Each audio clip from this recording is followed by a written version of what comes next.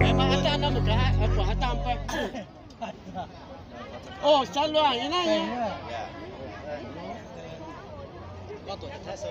Ya, ibu也只看水饺好多上面呢，到，您菜叶菜，炒，一煎炒到，不是你了。ibu yếm là rồi, không có biết gì nào đâu. ibu yếm cái lao, nếu vừa sát đàng, yếm đuôi nhang ấy, thì phát xuống là ta có mấy là, à.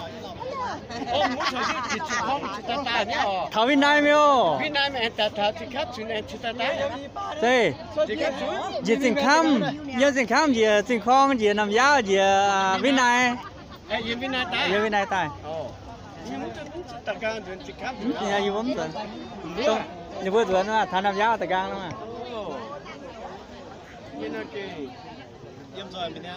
Yếm là yếm rồi mà yếm xuống mấy chim tôi yếm vừa sắp tuang quá. Lẽ sao đâu á. Đó là ha. Đó rồi. Sao nắp phô.